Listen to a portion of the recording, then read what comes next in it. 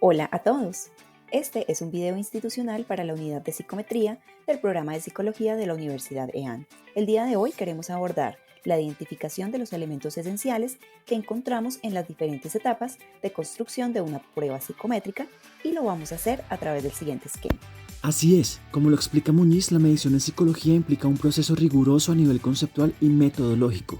Es un proceso complejo que, si bien tiene unos lineamientos esenciales y está enmarcado en una serie de estándares que garantizan la calidad de los instrumentos de medición, no son automáticos y pueden variar en función del propósito del instrumento de medida, del modelo psicométrico empleado, del tipo de ítems, del formato de administración o del contexto de evaluación. Por eso es importante reconocer los elementos esenciales que componen una prueba. Así es, y qué mejor que hacerlo con un estudio real. En esta ocasión revisaremos un estudio psicométrico realizado por Peña, González y Montenegro en 2019, que nos permitirá relacionar y contrastar las etapas de construcción de una prueba. Lo primero que vamos a encontrar es el nombre de la prueba, en este caso, desarrollo de una escala de prácticas y concepciones de evaluación de profesores universitarios y su abreviatura EPCEP. También es importante identificar los conceptos clave que estructuran el artículo y de los que se ocupa el marco teórico. En la EPCEP podemos identificar tres conceptos clave. Las concepciones de evaluación se definen como las creencias, significados y entendimientos que los profesores tienen del proceso evaluativo. Son estos sistemas de creencias los que influyen directa o indirectamente en los aprendizajes de los estudiantes. Las prácticas evaluativas provienen de las concepciones de evaluación que los docentes poseen, es decir, que lo que opinen los profesores respecto a qué es lo que deben aprender los estudiantes influye también en la creencia respecto a la evaluación que se evaluará y cómo lo harán específicamente. Y el Assessment for Learning, un concepto que se traduce en una visión sumativa de la evaluación, donde lo primordial es el acercamiento a la enseñanza y al aprendizaje que genera la retroalimentación, enfocado en mejorar el rendimiento de los estudiantes. Claro que sí, Diana. Es importante identificar los conceptos claves y asimismo el objeto de medida. Necesitamos saber qué mide la prueba. En este caso, el objetivo de este estudio era diseñar un instrumento para medir concepciones y prácticas de evaluación en profesores universitarios. Así es, Tatiana. Consecuentemente, es importante definir la justificación, es decir, la razón por la cual se constituye la prueba y su objetivo. En palabras de Peña, González y Montenegro, la utilidad del instrumento que constituyeron y quisieron validar se basó en la descripción de los perfiles de evaluación de los profesores universitarios. En particular, el interés era saber de qué manera los académicos de distintas disciplinas conciben y practican la evaluación, además de conocer si se logran configurar perfiles consonantes cuando las concepciones y las prácticas están alineadas teóricamente, o disonantes cuando esto no sucede. Por tanto, construir y validar un instrumento que mide concepciones y prácticas de evaluación puede ser una herramienta útil para tomar decisiones, por ejemplo, complementarse con otras herramientas de medición de las características de profesores universitarios, lo cual era el propósito con que se podría usar la prueba. Es muy cierto, y también es importante identificar el objeto de medida de la prueba y las dimensiones que lo componen. En particular, como tú lo mencionaste, Tatiana, este estudio relaciona 4 combinaciones entre concepciones y prácticas de evaluación planteadas por estos autores. Tradicional reproductivo, cuyo objetivo de la evaluación es probar la repetición o aplicación del conocimiento con preguntas del examen al final del módulo de estudio. Alternativa reproductiva. Tiene varios tipos de prácticas de evaluación y concepciones de evaluación reproductiva. Podemos ver una inconsistencia entre las prácticas y las concepciones, y los profesores no están acostumbrados a justificar claramente el uso de un determinado método de evaluación, sino que en su mayoría aplican el método enunciado. Tradicional transformativo. Principalmente se aplican exámenes tradicionales al final del curso. El propósito de la evaluación es guiar el aprendizaje de los estudiantes con un enfoque más en el proceso de pensamiento que en conocer los hechos correctos. Sin embargo, estos académicos no pueden describir este proceso guía en su propia enseñanza. Alternativa transformativa. Método de evaluaciones de alta variedad. Los profesores están conscientes del propósito de la evaluación. Pueden alinear el método de evaluación con los resultados de aprendizaje esperado. Este último grupo propone una evaluación centrada en todo el proceso de aprendizaje y no solo en los resultados finales. Por supuesto, una vez identificado el objeto de medida, se define quién debe participar en el estudio y hacer una descripción en número, diferencias por edad, género, entre otros. En contraste, Nuestros autores de la EBSEP tuvieron en consideración a personas que fueran docentes en una universidad privada tradicional regional, sin importar su tipo de contrato, que fueran mayores de 18 años y que accedieron voluntariamente a participar del estudio. Seleccionaron principalmente académicos de las facultades de Medicina, Ingeniería y Humanidades de este plantel educacional. La muestra final estuvo conformada por 237 profesores. En la muestra definitiva, 110 mujeres correspondió a un 46.4% y el 53.6% restante correspondió a 127 hombres.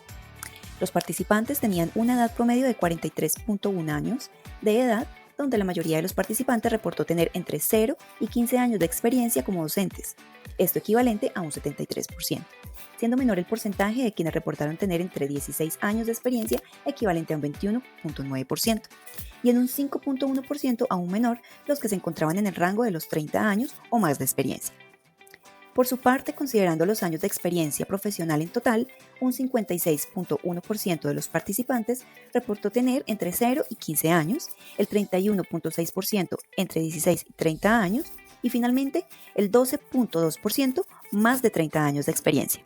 Finalmente, la distribución por facultades fue más bien homogénea, donde Humanidades representó un 36.7%, Medicina el 32.1% y finalmente Ingeniería representando con un 31.2%. Eso no es todo. Entre los elementos también se debe identificar la descripción del instrumento, especificando el número de ítems, formato de ítems, forma de aplicación y sus características psicométricas. Aquí, Peña, González y Montenegro consideraron un breve cuestionario para caracterizar demográfica y laboralmente a los profesores. En este se preguntó por el sexo, edad, profesión, facultad a la que realiza clases y tiempo de ejercicio profesional y como docente por separado. En la prueba se propusieron 56 ítems, 26 de concepciones de evaluación y 30 de prácticas de evaluación. Estos fueron creados mediante una tabla de especificaciones que consideró la dimensión teórica, su definición conceptual y operacional y los distintos indicadores de cada dimensión para finalmente redactar los ítems. Luego, estos fueron sometidos al juicio de 3 expertos para asegurar la validez del contenido. Claro, y no olvidemos identificar la estructura de prueba o tabla de especificaciones que nos permitirá determinar si los indicadores son coherentes con el dominio y subdominio al cual pertenecen, la adecuada evaluación de cada dimensión y una guía clara para la construcción de las preguntas. Si bien, como podemos observar en la imagen, la estructura de la prueba está dada por medio de una tabla de especificaciones donde los dominios están bien definidos, tanto semántica como sintácticamente, además de contener una relación claramente definida entre ellas, de manera que, como se puede ver en el cuadro, los dominios y subdominios están igualmente representados, es decir, que cada dimensión tiene el mismo número de ítems. Ahora es tiempo de conocer cómo se construye una prueba psicométrica en contraste con el estudio. Para ello nos basaremos en el artículo 10 pasos para la construcción de un test, donde Muñoz en el 2019 propuso un esquema en que se puede adaptar y variar dependiendo de la función y el propósito del instrumento, a través de un proceso donde se deben seguir ciertos estándares de calidad para desarrollar la prueba de forma rigurosa y objetiva, y así maximizar la validez de las inferencias obtenidas y proporcionar equidad en la prueba para las personas a evaluar. Además, tengamos en cuenta la importancia de que los profesionales se basen en principios de ética y rígidos estándares de calidad, y que estos estén presentes en todo el proceso, desde la construcción hasta la aplicación e incluso la interpretación de la prueba. De acuerdo, nuestra primera fase inicia con el marco general. Aquí se hace una explicación detallada, justificación del nuevo instrumento, se delimita con claridad cuál es la variable objeto de medición y se establece el contexto, circunstancias y tipo de aplicación. En contraste, la EBSEP estuvo enfocada en la preocupación por definir categorías del profesorado desde sus concepciones sobre evaluación y su relación con la práctica evaluativa, haciéndose evidente la falta de alineamiento sobre las concepciones y prácticas de evaluación más rígidas relacionadas con la evaluación sumativa y métodos tradicionales. Luego se define la variable de medida de manera operativa, semántica y sintáctica. Su buena ejecución facilitará la construcción de los ítems. Por ello, en el estudio se estableció como variable objeto de medición las concepciones y prácticas de evaluación de profesores universitarios, ya que su estructura presenta 4 factores coincidentes de las creencias propias, significados y comprensiones de evaluación que proporciona una base para la investigación sobre los efectos directos o indirectos en el aprendizaje y de los diferentes métodos de evaluación.